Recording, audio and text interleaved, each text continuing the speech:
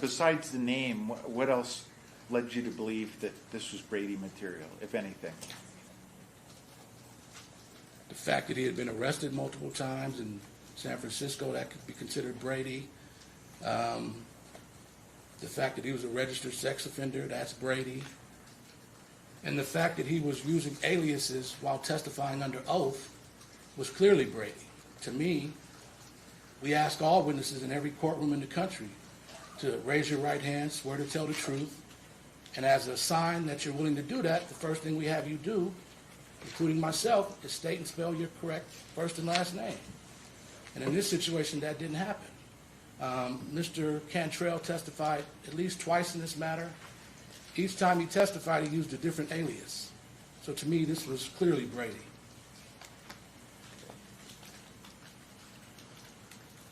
And let me just add, the first time he testified, he said his name was spelled Antoine,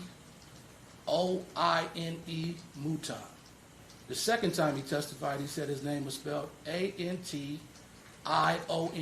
Mouton. And from his rap sheets, those are just two of his known aliases, and his real name is Antoine Cantrell. Now, the man is a sex offender.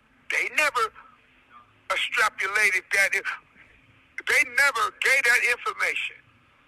My attorneys never extrapolated that information from the prosecutor. He never got that data. They never said, hey, he's a sex offender, he's a pedophile pimp. They never said none of that. Those are Brady violations. Again, how does this bitch does not find one credible violation? What are we doing? Are we picking and choosing on which you want to constitute as a constitutional violation, or do you just say, okay, I'm gonna ignore that? Bitch, you cannot ignore King Kong in a bright red thong, standing 100 feet tall in the middle of the Serengeti in a bright red thong, pulling a wedgie out his booty. How you don't see that? I just want to know. How in the fuck do you not see that? You ignoring that? All of these violations, I'm talking about, this is egregious. This motherfucker's a sex offender. This nigga's a pedophile pimp. He in here testifying on a double murder and introducing a triple through his testimony. As if, because his mouth, as if he's speaking the gospel. As what he say is the whole truth, nothing but the truth. You cannot dispute it. This nigga got all kind of foul shit going on with him, but this bitch say he's not credible. You right, he ain't credible. So why in the fuck did y'all use him 17 years ago? But right now today, you can't find not one Brady violation, and the man just laid out the whole alphabet of this nigga going in and out of jail, back and forth, felony stuff. This nigga don't do, run off, jump off the bus, or get on the bus without paying. He not, running out of the store with a beer. This nigga is breaking the law. You have 1 minute left. In the most egregious manner. Class A felonies. They're reading this nigga's the whole alphabet of the times that he has been arrested and charged for felonies. He ended one day in state prison. And this bitch does not find a Brady violation. I don't understand. Hey, am I missing something? Am I upset for no reason? I just want to know, am I the angry black man?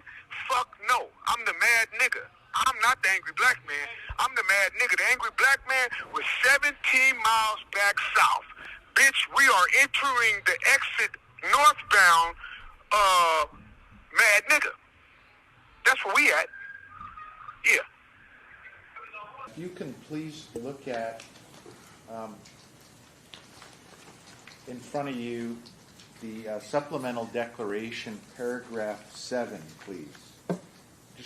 We're going to talk about within plaintiff's exhibit 3, cover sheet B. If you can also now direct your attention to that, please. I see it. What is that document? This is a Fulton County Sheriff Jail mugshot for Antoine Cantrell under the alias Antion Mouton. A booking date of November 28th, 2005. And on the third page of this document, it says that he was released December 7th, 2005. From custody, December 7th, 2005. And was this a public document? No, we had to, once we reviewed his rap sheet and learned that he had been arrested in Fulton County, Georgia, November 28th, 2005, we reached out to the authorities in Fulton County and told them we wanted to corroborate or verify this witness's previous testimony, and we needed this document, so they sent it to us. Okay. And you did this again, were you in the course and scope of your employment as a district attorney in San Francisco? Of course. We wouldn't have got these documents unless we were district attorneys. If we were members of the public, they wouldn't have gave it to us. And in your job duties as a prosecutor, is this a document that you would you normally disclose this as under your Brady obligation, a case that you were prosecuting? Of course. I have an ethical obligation to disclose all Brady. All prosecutors do, not just me, because I'm in the Independent Investigation Bureau, all prosecutors. And that comes from the United States Supreme Court way back when. And the additional subparts of Exhibit 3 that we just discussed, Exhibits L, M, N, O, P, Q, and R, does the same apply for those as well? Absolutely. Okay. I think we talked about this last time, but I just want to discuss it briefly. Why was this subpart B, this document in Exhibit 3, why was that material to you? Well, upon my review of the transcripts, which included pretrial testimony of Mr. Cantrell, the prosecutor asked him a leading question, specifically mentioning December 5th, 2005 as the date this conversation happened.